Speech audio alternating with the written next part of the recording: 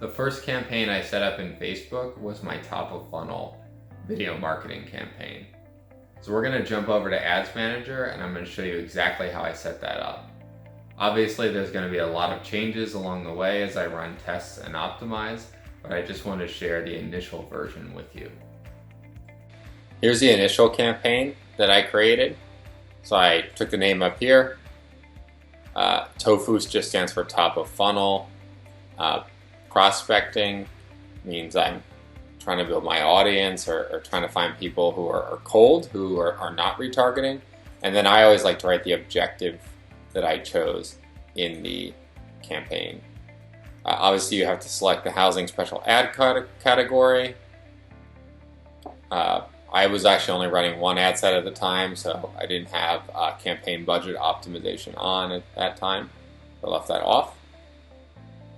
And then in here you can see I have these kind of long ad set names, and people often wonder why I do that.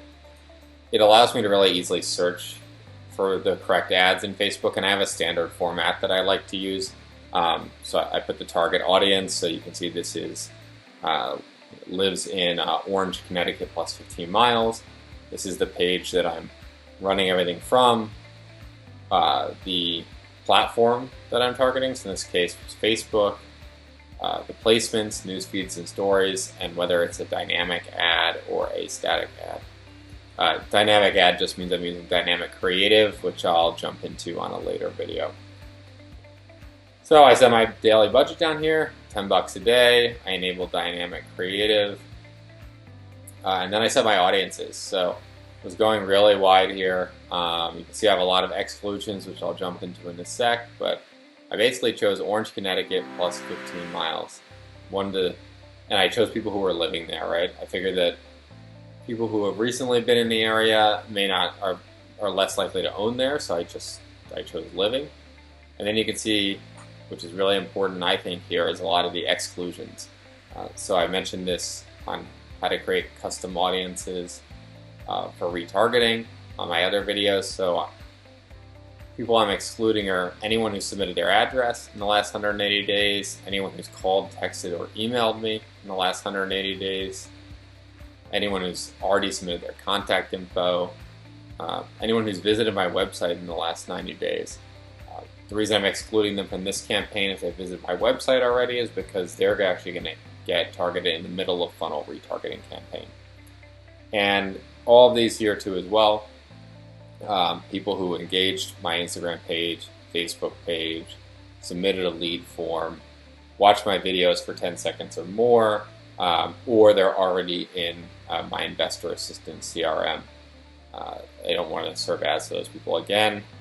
And the reason that I'm excluding people who've engaged with me on Instagram or my pages or my videos is they're getting that middle of funnel campaign. So I don't want to be serving them ads from two different campaigns.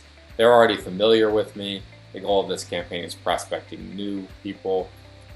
And the goal of the middle of funnel campaign is going to be to how to convert them to a lead.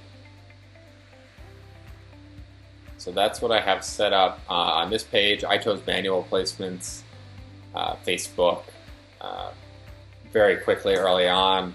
As I mentioned, and I'll mention in another video, I had turned off Instagram because it seemed like they were serving my ads to a lot of people 18 to 24, which is not really the type of audience who's going to be a motivated seller. So I did newsfeed, marketplace, video feeds, and I figured I'd give Facebook stories a try as well, and some in-article.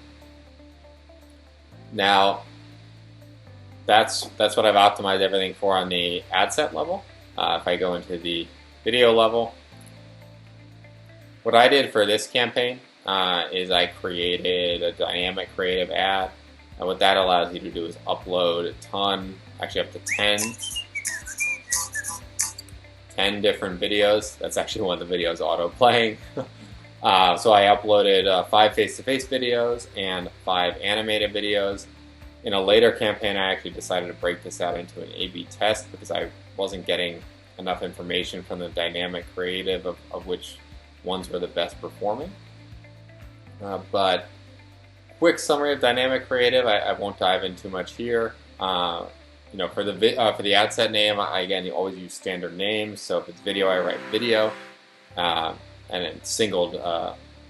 Just means it's showing a single video. It's not a carousel ad. You can see I've uploaded all the videos here. And then I added several versions of primary text. I added my website URL, and I added a bunch of different variations of headlines. And the reason for that is that Facebook's dynamic creative, what it's supposed to do is it's supposed to go through, try all the different combinations, and serve the combination to the person who's most likely to take the action based on that combination. I think I put too many in here looking back early on, so I wasn't really getting that good data. There was too many variants for the amount of people I was reaching. So looking back, that was probably a mistake, but this is how I initially set it up. Now you can see I set up my Facebook pixel, which I went into in another video. And then the UTM parameters here. So I use a dynamic UTM parameter, so it will pass all this information. A UTM parameter is, if you've ever seen a URL that has a question mark followed by a long string of text, it basically allows you to Google Analytics and other things like that to track where this person came from, right? So they came from Facebook, which ad set did they come from, which campaign, or even which ad they came from. It just allows better tracking for the future than just sending them to a blank URL. So that's how I created my initial top of funnel campaign. I'll dive more into the future on the testing that I'm going to start doing around this, and what I did here that didn't work, and what I did here that did work, and we'll take it from there.